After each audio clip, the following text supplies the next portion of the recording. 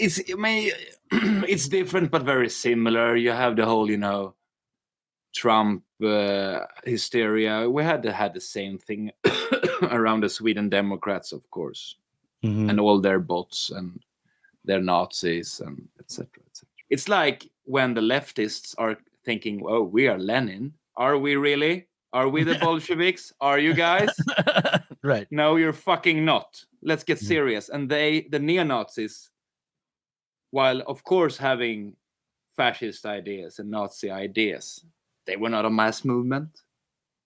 They didn't have paramilitary organizing. They didn't have mass influence. They were a subcultural lumpen fucktard sect. Okay. So I mean, and the Sweden Democrats are populists. The death of God is about the drying up of a horizon of meaning and of a whole form of human life. Where do we stand in the illusion it makes? What kind of space are we invited into? The material relations between people become social relations between things. When we look at toasters, corn, and TVs, we still, to a large extent, live in the interregnum between worlds, if you will, or between paradigms. Not many people in the history of the world have faced that.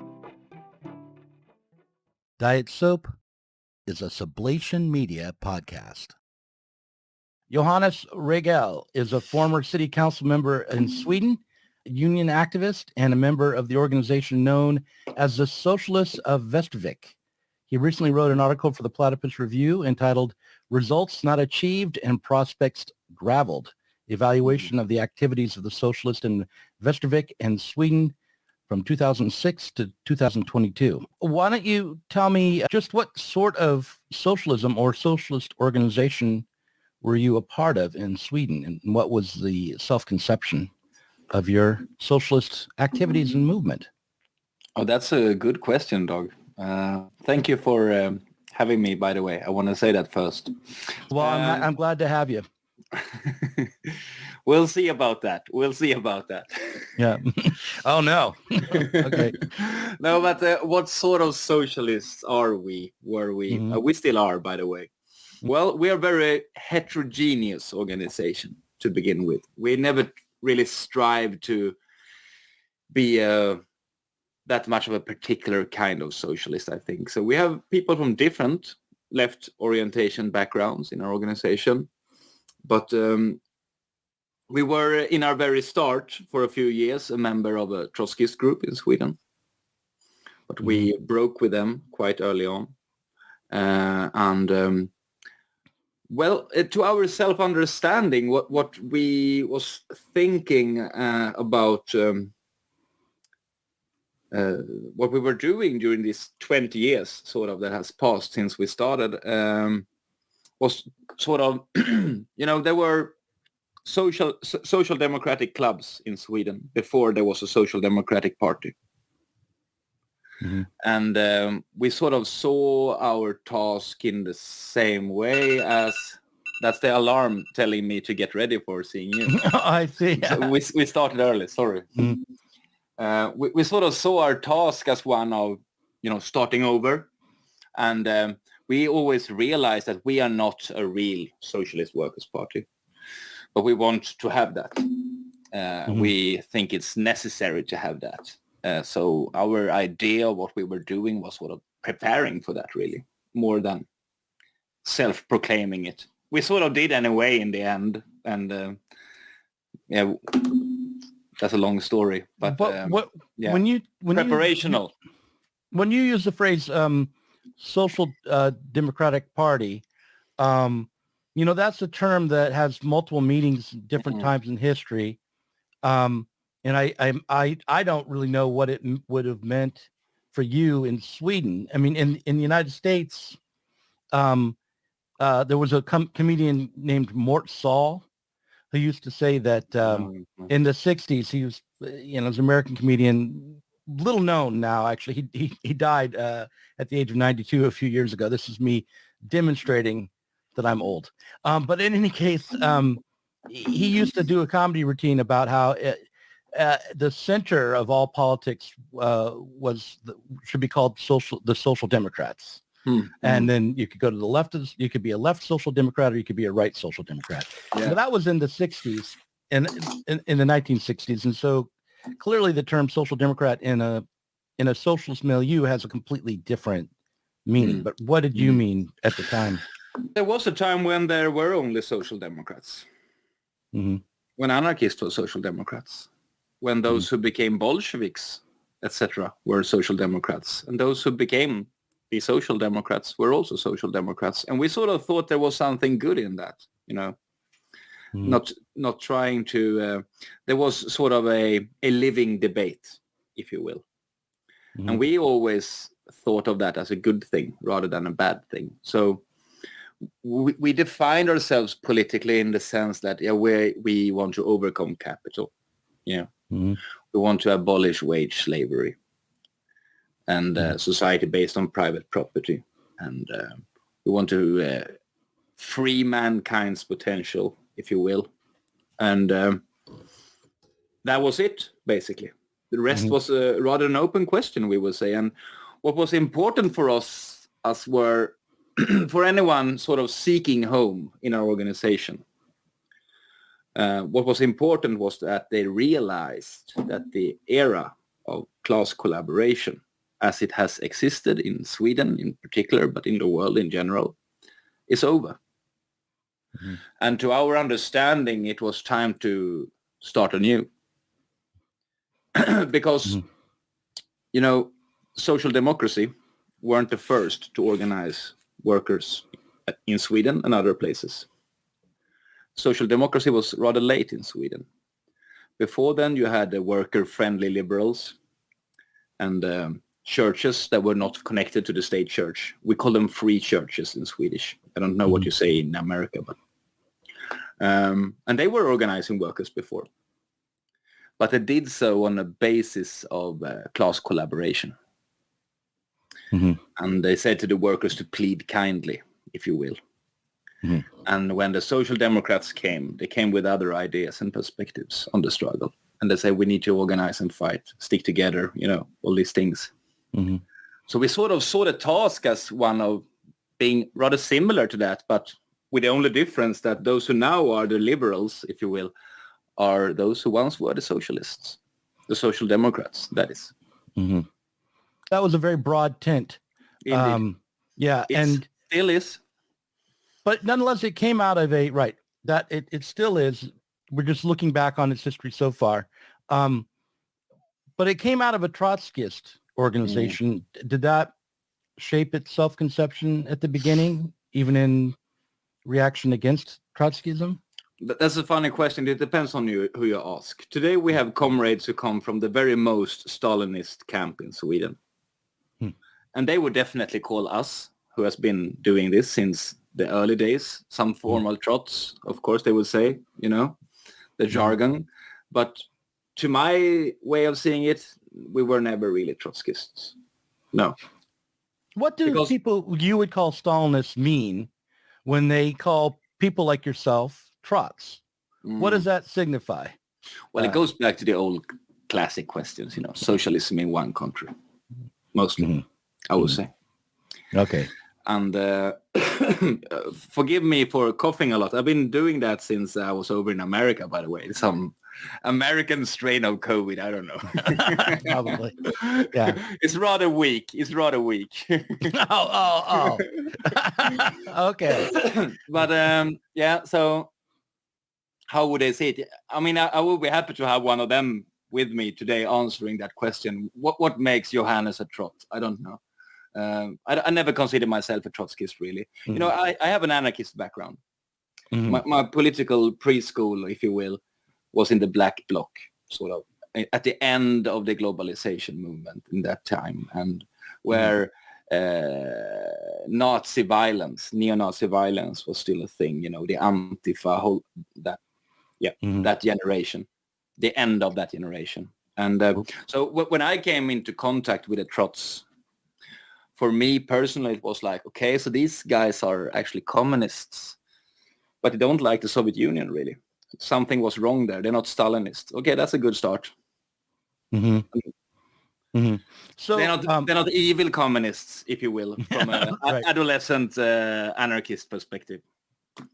Right. When I was young in the 90s, I wrote an article for the student newspaper, and the headline was something like "Revolution, I swear it's not too late," and a Trot organization, a member of a Trot organization called Socialist Action, like approached me in the newspaper office a couple of days later and scheduled a time for me to meet with him and his comrade, and it was as if when they showed up at my door that weekend, I felt like I was being visited by Jehovah's Witnesses.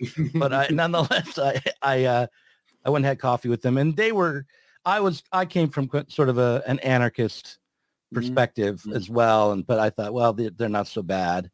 But yeah, so for people today who are fans of their nostalgic understanding of the Soviet Union or of contemporary China, people like yourself who are looking for a more radical break from capitalism or who don't believe in socialism in one country are considered Trots. And it doesn't matter to what degree you actually hold with Trotsky's ideology. I mean, I would be the worst Trotskyist, really. I read The Struggle Against Hitler. It's called The Kampen mot Hitler in Swedish. Struggle Against Fascism, perhaps, is the English name. I mean, I read some other book by Trotsky, but that's it. I mean, I never got a proper Trotskyist schooling in any way, I wouldn't say. Right. So you formed a social democratic organization, not a party, it wanted to be a movement. Was that you're hoping to create a movement?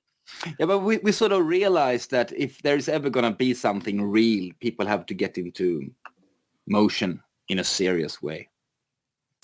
And so we wanted to overcome the sectarian left. We were never nostalgic over the 70s in that sense. And we also, when we looked at our situation, which we understood was sad, we blame the boomer generation left for that. We are their children, and this is what we have inherited in terms of politics. It's just shit, everything. And it's subcultural, and it's marginalized, and it's not dealing with the real issues, and very distracted in many different ways. And, this classical saying that, if the left would not have been so divided, it would have been much stronger. I never bought that. I always thought, perhaps the left is so divided because it's so fucking weak, so it can't engage in reality, really. Pseudo questions become very important for these left groups because what they should be doing, organizing strikes or something, is not going to happen. So were you literally the children of former leftists, former new left? Not everyone. I myself is definitely so. My parents are both in that generation and leftists. But the thing is, we have to understand Vestavik is a quite small town in Sweden. And it's an deindustrialized former industrial town. And over these years, even if marginalized, okay, so I'm going to brag a little bit here now. Okay. So even if very much marginalized, and we will always knowing we are not it, this is not what, we haven't achieved really anything yet. Compared to sectarian left in Sweden, we were the success story. Because take, for instance, how can you measure such things? Well, May Day demonstrations. It was us and the Social Democrats in town. And we were gathering about as many as them. As few in reality, of course, because there is not super many people attending these things. But we could measure against them, and Bring out a couple hundred people or something like that? Yeah, sort of 100, 150, 200. Small town. What is about 25,000 inhabitants. So, I mean, it's a small town, and over the years, there has been loads of people in our organization that has passed through it. That also is something worth considering. Why are people passing through and not sticking around? Well, part of it is because people are moving away, but we can't only blame that. It's, of course, because we are useless in any real sense. But young people don't have any future really in Vestavik. Because the factories have closed down and there are no universities, and infrastructure is really, really, really bad. So you can't stay in Vestavik and study or work somewhere else. So it's rather rural. So people move out. So we've always been losing people in that sense that could have stuck along.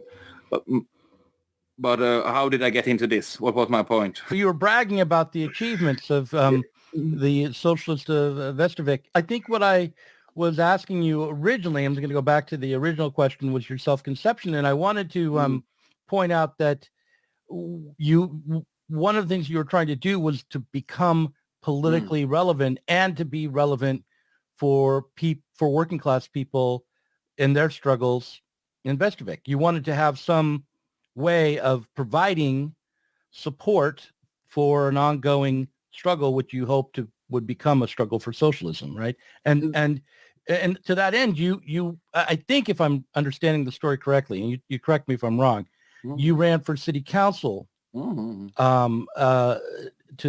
with that in mind, and you engaged in all sorts of activism as well, not just you, but of course your organization, getting involved with struggles to hold on to, I'm going to guess at this, but like pensions or welfare payments or wages, those kinds of struggles in Vestavik. Is that right? Yeah, on a general scope, definitely. I mean, we ran local election first time 2006. I was 20 then, and I got elected in. So that was our first success. Well, we got born into this world as an organization through student movement at the gymnasium. That's kids 17, 18, 19 years old in Sweden. And we were organizing student protests. It was the war against Iraq and anti-austerity politics and stuff. And from that, we organized the party organization, which we knew wasn't really a party, but we called it that anyway. And we ran in election 2006, and 2010 again, we increased a little bit. And then in 2014, we got 3 seats in city council. So that was, we went forward, and we went even better in 2018. And then in 2022, we backed 2 seats. So we have been in election for 5 terms between those years. And the focus, as you said, has been anti-austerity politics. And this is very interesting. I mean, there are many different trails we could follow in this discussion, but I don't know which one it would be most interesting. Yeah, how did you come to develop an anti-austerity political platform? But to me, today, thinking back at this, I think that was both our strength and also our weakness at the same time. The idea for us was, I realize now that we always had a very crude understanding of Marxism. When I'm engaging with the people who have been taking ideas much more serious than we ever did. We were always more into action, tried at least. And to our understanding, it was, to make it rather simple, you have a class struggle in society over social surplus. And there have been austerity measures, cuts, as we say, in, schools, healthcare, elder care, child care, all these things for decades in Sweden, since the 1990s. Mm-hmm. And people are against that. And no one is defending these gains as we saw them. We saw it as gains from the reformist era, from the class collaborationist era of social democracy in Sweden, where the working class conquered, if you will, to our understanding, better conditions of living in capitalism. And we thought that, well, if these things are attacked now, if they're taking it back, so to speak, we need to apply resistance. Mm-hmm. We need to give voice to people's sentiments about this. So we wanted to tap into that, you could say. Mm-hmm. And not for the sake of the welfare politics in itself. We never really believed in the welfare state. We knew that was a dead end, something that wouldn't come back again. And even during its good days, it wasn't, socialism as people in America sometimes like to believe when you speak to them. Or, mm-hmm. I mean, well, how did you distinguish between socialism as it might be and the welfare state? Yeah, we saw it like this, What's important is that people are getting in motion, getting together, fighting together for common goals, common interests, in conflict with the capitalist class, who are trying to enrich themselves, We got more billionaires today in Sweden than ever. So the point for us was, we always thought like this. For instance, like I said, we were defining ourselves as socialists. We were clear about we need a break with capitalism. But we also thought, we can't really say how this will be done. And it's not our task to say so either, even. We need to get people in motion. Because without the working class movement reconstituted, there will be no fucking socialism to speak about anyway. Mm-hmm. Mm-hmm. So that's why we said, we don't care how you think socialism will be achieved. Mm-hmm. We need to, you need to be serious about getting people together to struggle for things that can be linked to, reconstitution of a working class movement or working class power. Mm-hmm. Because we always thought, the working class power is based on three things. It's economic role in society, it's organization, and it's class consciousness. So our goal was to create organization and class consciousness in order for the working class to make use of its economic strength in capitalism. Mm-hmm. So, and we saw welfare politics, as an opening. That was the thing. It wasn't an aim in itself. It was Right. something where we didn't have to invent people's slogans or opinions. We didn't need to form opinion or something, because everybody's against these fucking cuts. They're Right. making the schools useless, and they're overworking the staff in the hospitals, and so many things. So we wanted to tap into that. So, like, if nurses were getting their wages cut, or if they were Understaffing is the understaffed, then they might themselves want to organize a resistance, and your organization, your party, would help the organizing of protests and maybe media campaigns. And we work with that. We did a lot. And also, we never said to anyone, if you vote for us, we will fix things for you. Mm-hmm. We never said so. We said that if things are to be changed in society, people need to get together and fight for it. We can't do that in your place. Mm-hmm. But we can help facilitate that, perhaps. That was our attempt. And we were to use the parliament to bring out our ideas of criticism of capitalism and of the injustice in this society, and all these things. But we really didn't have that much illusions about those things. Mm-hmm. So and yet your article is still looking back at your activity with some regret, I think. I wouldn't say... not regret. Sorry. No, go ahead. No, you finish. Okay. Despite the fact that you didn't have illusions going in, that everything you've told me so far about your conception of social democracy seems practical, and your your politics, your political aims, neither like grandiose nor milquetoast. These are aims that seem practical, realizable, and also like the kinds of steps you might make, or the kinds of things you might try to achieve if you're hoping to, as you say, set the working class in motion again. And yet, when you look back, you don't believe that the organization achieved so far what it set out to achieve. So I guess my question is, I noticed in your article, you did talk about how you work directly with workers in the wood manufacturing factories. And those were, unlike maybe the struggles over staffing with nurses and other kinds of movements against austerity, in the factories that seemed to you like more direct working class struggle. What came out of those kinds of struggles, and how do you distinguish them from nurses collectively organizing, and what went wrong in both cases?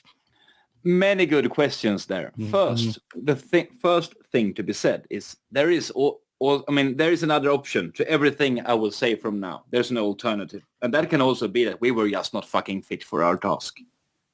That as individuals, you mean? Yeah, or that can be the case. We might have sucked, but I don't think we did. But it's not impossible. If you ask someone else, perhaps they would say so, and perhaps they would be right, and I would be self-deceiving. But were you even the same people the whole time? No. So then, of course not. But right. I just want to say that because otherwise, I'm sort of saying that, we did everything right. Perhaps we did not. Perhaps we had better chances than what we could make of them. That might be the case. Okay. I just want to have said that first, because I'm not close to that idea.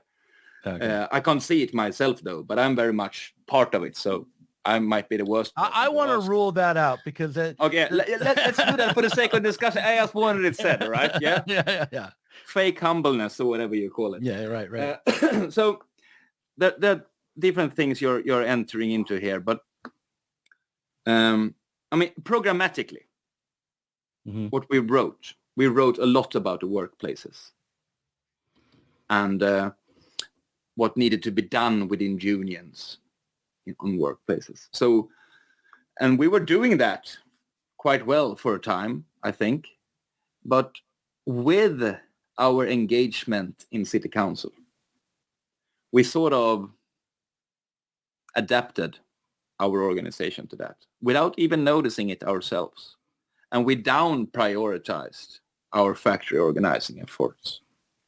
Instead of, evaluating them and thinking, how could we do this better? How could we work this potential? We sort of did it a little bit now and then when chances appeared, but it wasn't, we didn't give it as much attention as I think we should have. That's my conclusion today. Why didn't wait.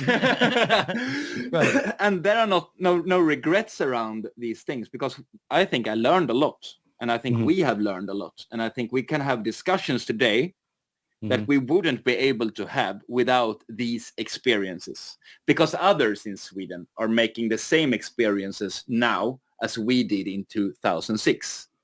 And we can see these things differently because we have tried certain things.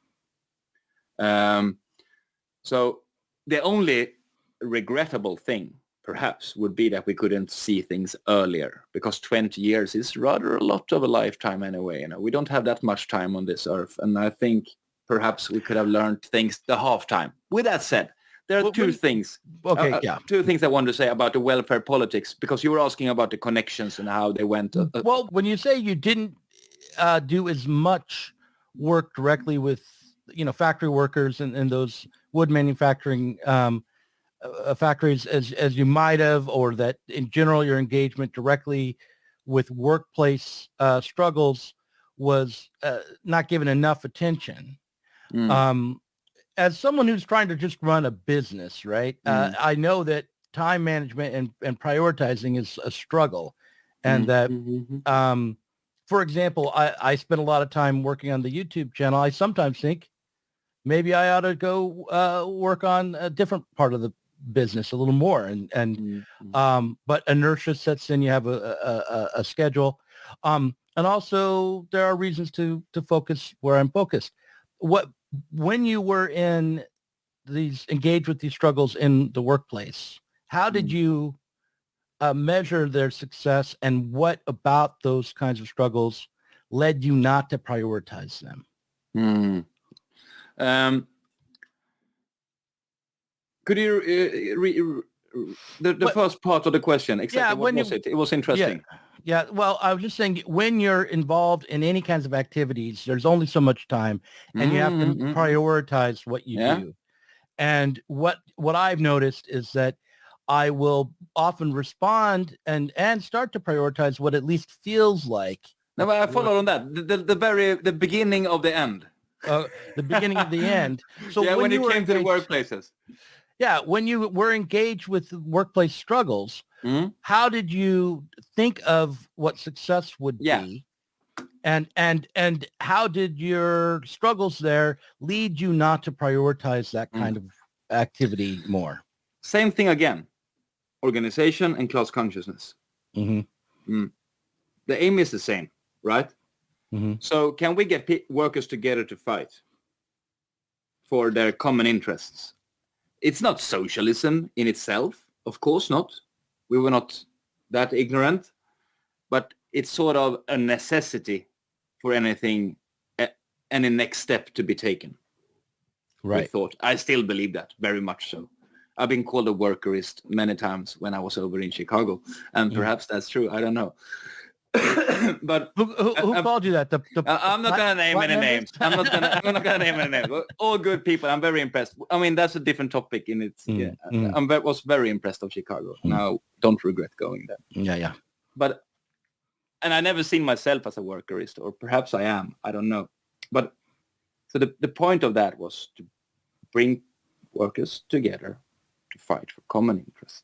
Because without that, no other serious business will ever be taken on. That's my claim. I haven't changed my mind upon that. And this is the thing. You said what made us leave that, sort of. What made us change. Yeah. We didn't in words and thought. We never did. But in action, we very much did. That's the thing. And that's what I want to get to about the problem with our orientation towards welfare politics, as I call it. Because it was not just anti-austerity. We also, put out demands on things that needed to be done, sort of, rehiring stuff, all these things. So we went into that. We flipped the coin, if you will. When they say we're going to cut, we say, no, we're going to invest. Fuck your finances, basically, was our line.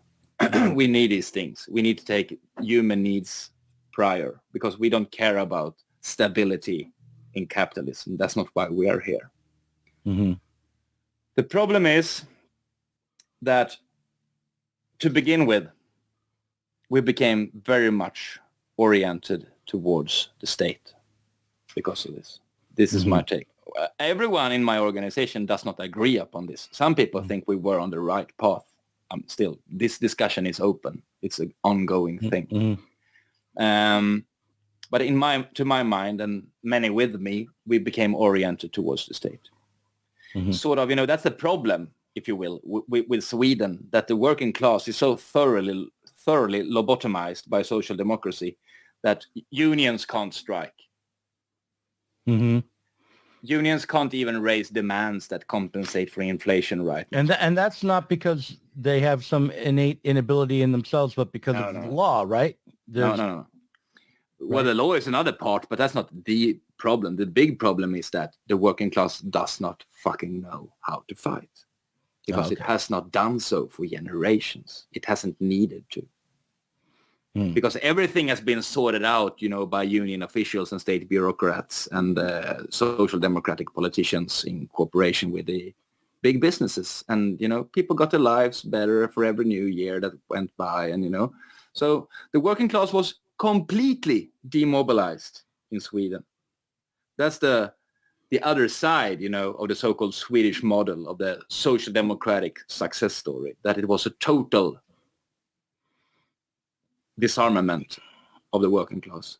And with that, through and through annihilation of everything relatable to class consciousness. Mm-hmm. And our orientation, we wanted to break with that, but without noticing it ourselves, we always end up, begging the state, sort of. Mm-hmm.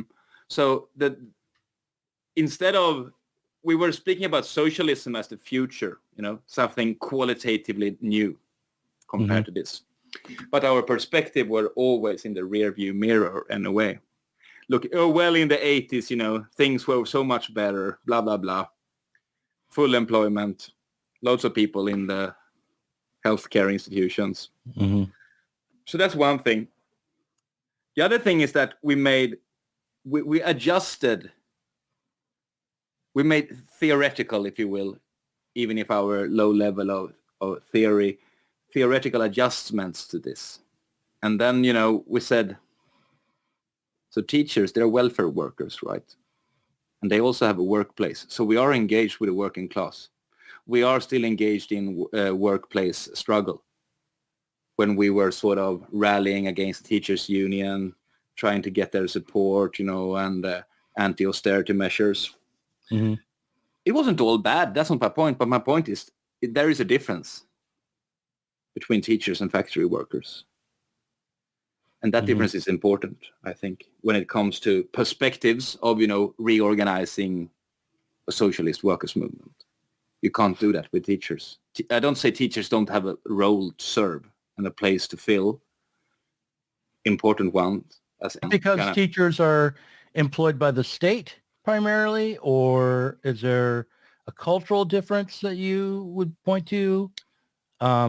Is it because the factory workers are producing value, they actually produce a surplus? What would it be? To my crude understanding of these things, it's very much about value production, yes. Mm-hmm. And it's sort of when the public sector workers are on strike, the employers, the politicians are happy because it makes the budget deficit go away. Right. That's how it is. Right. Yeah, they're saving money when the teachers are striking, because the teachers' union are paying the wages now for a month or whatever that will be. It's not happened ever that they strike, but if they would be, while if me and my workmates are not working, money is not being made. Right. And that's the difference.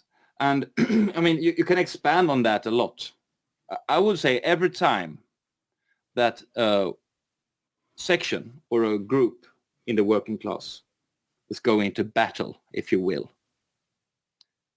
repression is super fucking strong from second one. Why is that? Because it's dynamite, okay? Because there's a potentiality there that's dangerous to the order of things. So it needs to be strangled right away. It's very important for the whole establishment, from unions, from politicians, from employers, from the newspapers. Everyone is cracking hard as fuck every time a section of the working class is so much as breathing too loud. And that tells a lot, in my opinion, about where our focus should be, really. And I want to be very clear. I'm not ruling out other stratas or groups or whatever in society. Everyone has a role to play in the struggle for human emancipation. That's my firm conviction. But I do think if we as Marxists think that the working class has a special role, a special place in that struggle, central stage, we need to begin there. We can't begin in other places. It occurs to me, what often occurs to me, which is that the struggle for socialism is going to be difficult and it's going to be risky. The thing about a strike is that they're sometimes not that difficult to put down because the working class is divided. You can find scabs or you can move facilities. and the capitalist class is very motivated to make sure that the production of value is not interrupted in any significant way, right? Because that is so vitally important for the functioning of all of society. And also because it is so vitally important for the functioning of all society, striking workers are actually pretty easy to vilify after a time when disorder emerges from their failure to reproduce society. So it would seem to me that along with supporting the activity of workers to struggle for themselves, that there would also need to be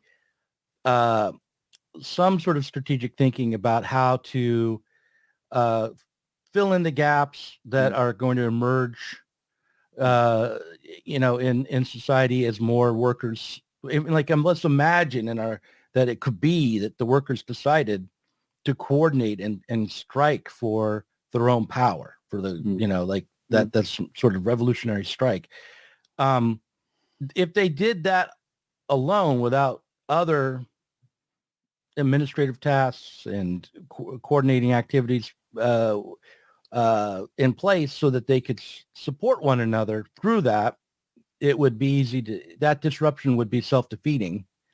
So it seems like what a revolutionary party has to do partly is imagine building the kind of infrastructure that would be necessary to make the really radical activities sustainable. I can only agree, Doug. Yeah. I can only agree. Yeah. The problem is we're not even there.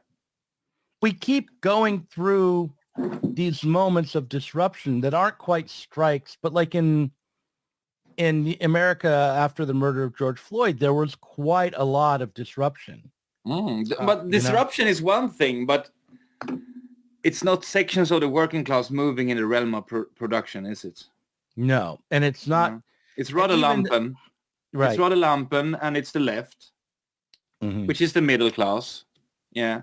So it's the middle class and the lumpens. And I don't say people don't have reasons to be fucking pissed off in this society. There are millions of reasons to want to burn shit down, but that doesn't change anything. We both know that. And disruptions occur now and again, ever so often. But the working class is not on the scene, mostly. Right. And I think that is a significant difference, if you will, between what is happening and what is needed. And I think that's a precondition for anything else. I mean, I agree, we need a party, etc. I'm not an anarchist. That was a long time ago. But I sort of also feel like these things has to happen before anything else can happen, really. And it's the theory praxis divide, etc. And there has to be something that needs socialist intellectuals, if you will. Who needs socialist intellectuals today? No one, I would say. There's a market for them in the academy, but but they're not dealing with that really. But I mean, no, I'm you're speaking about sorry. yeah, no, I mean, like, who needs them? Oh, Verso, they have books to sell. Sure. Yeah, but that's not what you're talking about, though. No, it's not. What I would ask you now is about the left, because like you talk about how you ended up participating in or recreating left populism rather than socialism. Yeah. And I wonder to what you mean by left populism and what the role of a left, which might be middle class or might be lumpen or might be working class, but doesn't have a particular class character to it, I don't think. What the role of the left would be in the development of workers' power for you. So there's two questions. One is, what is left populism? What is it anyway? And then The other is, what would the role of the left that has been trapped by left populism perhaps be in a socialist movement? Yeah, good questions, both of them. To not go too far deep into the rabbit hole of what is populism, what is this. What I mean, my distinction is that, and it can be contested. You can have other takes on that, of course. It's not really a trademarked term, is it?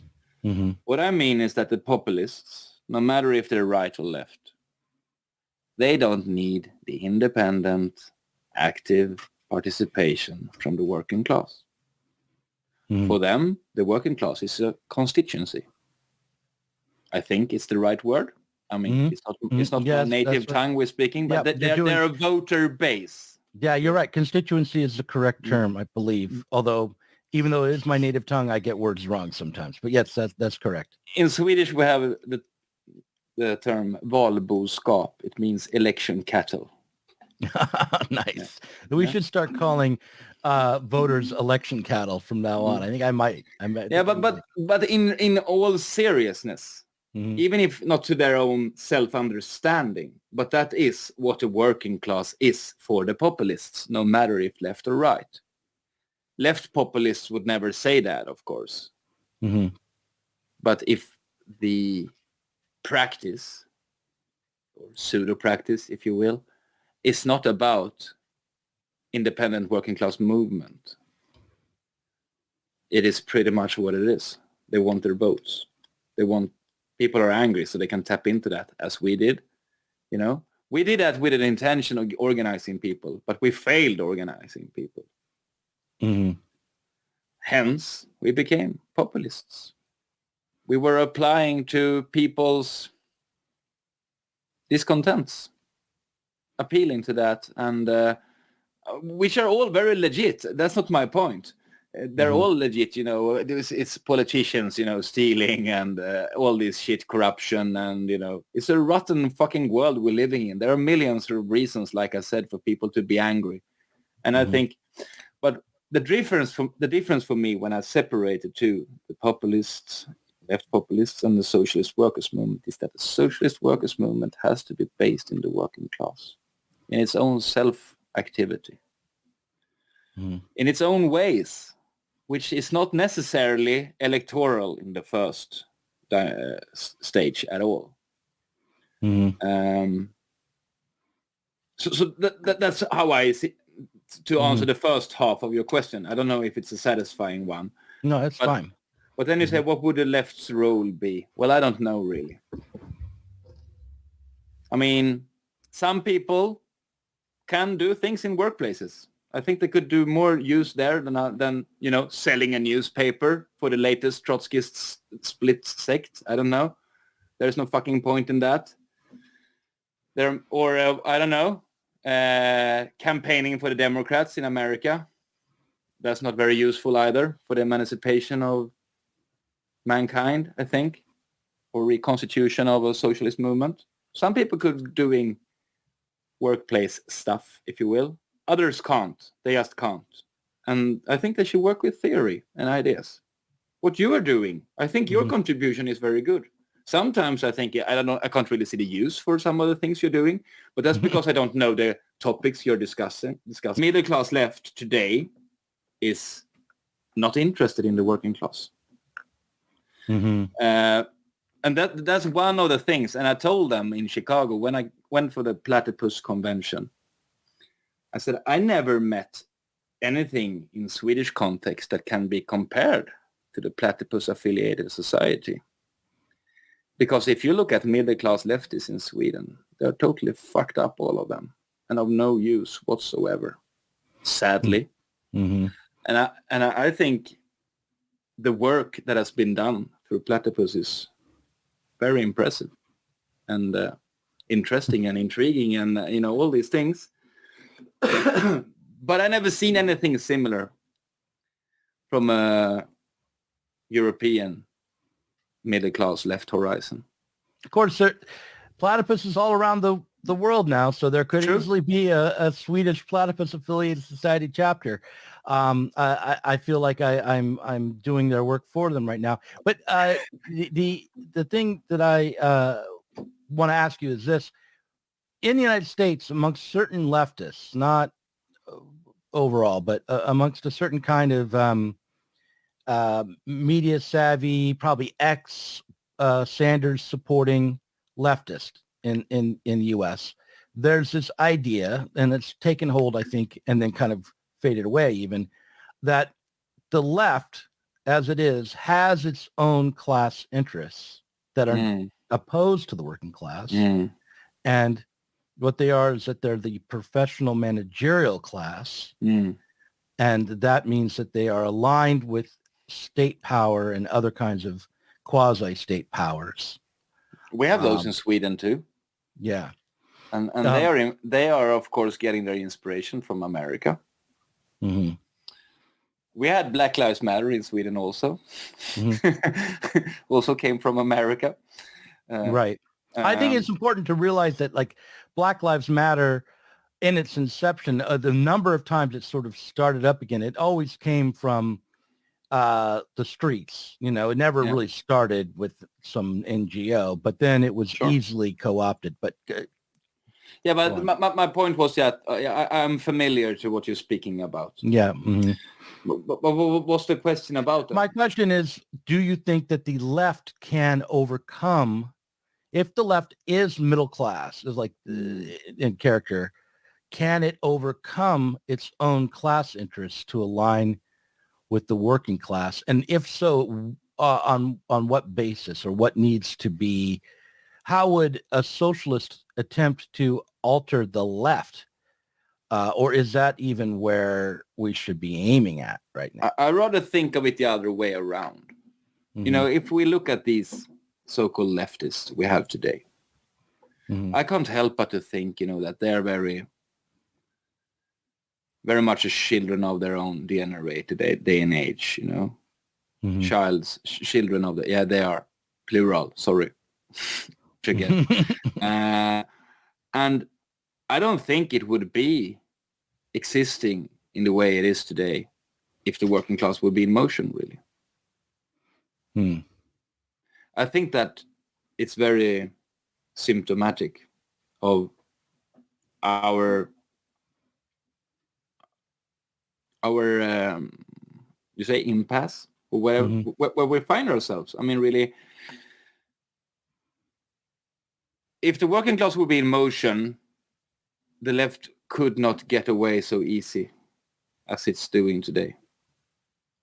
As it's having, I mean, the working class can easily be ignored and ruled out today.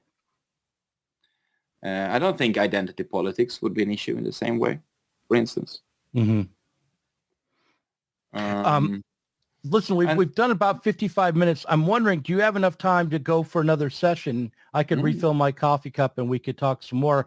I have a few more questions I wanted to ask you. I think this has been so far really helpful, and it has helped me to clarify what you think the task is. I want to explore the question of the working class struggle and the working class becoming, you know, setting themselves in motion in the second half, because there are, I mean, first of all, I wonder about whether or not the Swedish conditions are unique. I mean, in the United States, the neoliberalism started earlier, right? And it had ended, and the welfare state was never as fully implemented, and the precarity in the United States has always been deeper, I think, than in Sweden, certainly. That's why the left can point to Sweden as the model, or, you know, for us. Like, that's why Bernie Sanders will refer. Well, they shouldn't. I know. I know. But yeah, so let's take a break. I'm going to send you a second link in just a moment. I'm going to refill my coffee cup, and we'll start again for people who give us a little bit of cash to really get the good stuff, right? Oh, I'm one of them. I mean, I'm only Patreon for 2 shows, and yours is one of them.